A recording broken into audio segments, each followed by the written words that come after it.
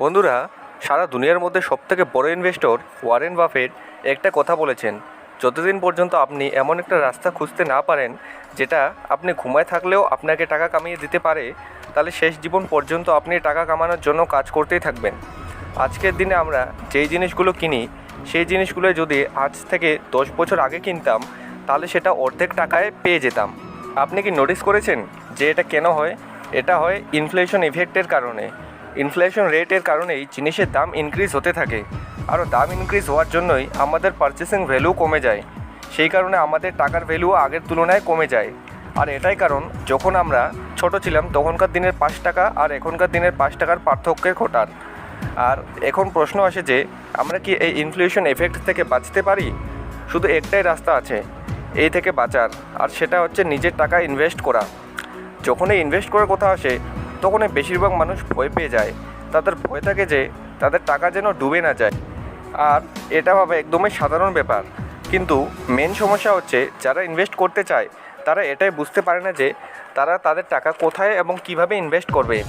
তো এই ভিডিওতে আমি আপনাদের কয়েকটা উপায় বলবো যেগুলোতে আপনি ইনভেস্ট করে হাই রিটার্ন বের করতে পারেন। কিন্তু আগে কয়েকটা বেসিক জিনিস আপনাকে অবশ্যই জানা দরকার। ইনভেস্টমেন্টের দুইটার কনসেপ্ট আছে। প্রথমটা হচ্ছে রিস্ক এবং রিটার্ন। রিস্ক মানে যেগুলো টাকা আপনি ইনভেস্ট করবেন খুব কম চান্স থাকবে টাকা ডুবে যাওয়ার, কিন্তু টাকা ডুবে তখন যখন আমরা কিছু না ভেবে ইনভেস্ট করি। রিটার্ন মানে আপনার ওপরের কামাই, যেটাকে আপনার ইনভেস্ট করার টাকার সাথে সাথে বাড়তে থাকে। আরও এই রিটার্ন যতটুকুই হইতে পারে, 10%, 20%, 50% বা ডাবলও। এইটা ডিপেন্ড করে আপনি আপনার টাকা কোথায় ইনভেস্ট করে রেখেছেন। Basic concept number 2, investment. Investment 3 প্রকারের হয়ে থাকে, যেগুলোর মধ্যে প্রথমটা হচ্ছে হাই রিস্ক এবং হাই রিটার্ন এর ইনভেস্টমেন্ট, দ্বিতীয় নাম্বার হচ্ছে লো রিস্ক এবং লো রিটার্ন এর ইনভেস্টমেন্ট, এবং তৃতীয় নাম্বার হচ্ছে মিডিয়াম রিস্ক এবং মিডিয়াম রিটার্নের ইনভেস্টমেন্ট। যদি আপনি হাই রিস্ক নেন তাহলে রিটার্নও 2 থেকে 4 গুণ হতে পারে। যদি লো রিস্ক নেন তাহলে রিটার্নও আপনি একটু কমে পাবেন, আর মিডিয়াম রিস্কে আপনি মিডিয়াম রিটার্নই পাবেন। তো চলুন এখন দেখি আপনি কোথায় কোথায় আপনার টাকা ইনভেস্ট করতে পারেন। তো বন্ধুরা, প্রথমটা হচ্ছে এফডি মানে ফিক্সড ডিপোজিট। এইটা 100% সেফ রাস্তা। এখানে টাকা লস হওয়ার সম্ভাবনা প্রায় 0%, কিন্তু এটা একটা লো রিস্ক এবং লো রিটার্নের ইনভেস্টমেন্ট, যেখান থেকে আপনি 5 থেকে 10% রিটার্ন পেতে পারেন। দ্বিতীয়টা হচ্ছে গোল্ড। গোল্ডের দাম প্রায় দিনে বাড়তে বা কমতে থাকে। যদি আপনি আপনার টাকা গোল্ডে ইনভেস্ট করেন তাহলে যখনই গোল্ডের দাম বাড়বে তখনই আপনি একটা ভালো রিটার্নের সঙ্গে সেই গোল্ডটাকে বিক্রি করে দিতে পারবেন। আর এইটা একটা মিডিয়াম রিস্ক এবং মিডিয়াম রিটার্ন এর ইনভেস্টমেন্ট। এখানে রিস্ক দুইভাবে হইতে পারে।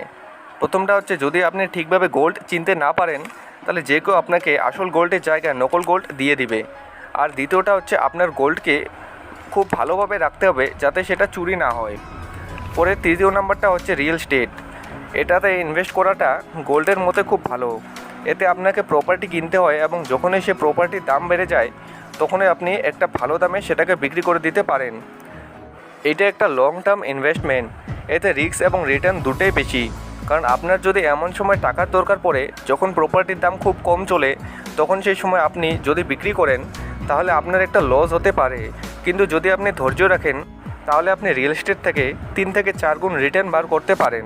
চতুর্থ নাম্বার হচ্ছে স্টক মার্কেট। আপনারা যদি আমার স্টক মার্কেটের পোর্টফোলিও দেখতে চান তাহলে আমাকে কমেন্ট করুন, আমি একসময় ভিডিও বানিয়ে আপনাদের দেখিয়ে দেব। এতে সাধারণত রিলায়েন্স, টাটা, ফেসবুক, কোকাকোলা এগুলো কোম্পানিকে আমরা একটা অ্যামাউন্ট দিই, যেটার সাহায্যে তারা কোম্পানিকে চালায়। যদি সেই কোম্পানি ভবিষ্যতে ভালো পারফর্ম করে তাহলে সেই কোম্পানির সাথে সাথে আপনাদেরও প্রফিট হবে। কিন্তু স্টক মার্কেট একটা হাই রিস্ক এবং হাই রিটার্ন এর ইনভেস্টমেন্ট, যেটা সম্পূর্ণ নলেজ জানার পরেই এখানে টাকা ইনভেস্ট করবেন যাতে আপনার কোনো প্রকার লস না হয়। এবং লাস্ট নাম্বারটা হচ্ছে মিউচুয়াল ফান্ড। মিউচুয়াল ফান্ড ওই লোকগুলোর জন্য যারা শেয়ার মার্কেটে সময় দিতে পারে না। এটাতে মিউচুয়াল ফান্ড কোম্পানিতে একটা অ্যামাউন্ট দেওয়া হয় যেটাকে তারা অন্য কোম্পানিতে ইনভেস্ট করে। তারা এই কাজ করার জন্য ওস্তাদ, তাই তারা সম্পূর্ণ রিসার্চ করার পরে টাকা ইনভেস্ট করে, যার জন্য আপনার রিস্ক স্টক মার্কেটের তুলনায় অনেক কমে যায়। কিন্তু এখানে টাকা লাগানোর আগে মিউচুয়াল ফান্ডের সম্পূর্ণ জানকারি থাকা ভীষণ জরুরি। আর যেসব ইনভেস্টমেন্ট অ্যাসেট সম্পর্কে আমি আপনাদের বললাম সেই সব টপিকের উপর আমি আস্তে আস্তে ভিডিও নিয়ে আসবো, কারণ আমি চাই দেশ যেভাবে আমরাও সেইভাবে এগিয়ে যাই। বন্ধুরা, লাইক এবং শেয়ার অবশ্যই করুন যদি ভিডিওটি একটুকু ভালো লেগে থাকে, এবং আমাদের চ্যানেলটিকে সাবস্ক্রাইব করুন এরকমই নতুন নতুন ভিডিও দেখতে। দেখা হচ্ছে পরের ভিডিওতে। ততক্ষণের জন্য আপনারা আপনার খেয়াল রাখবেন এবং ভিডিওটি দেখার জন্য অসংখ্য ধন্যবাদ।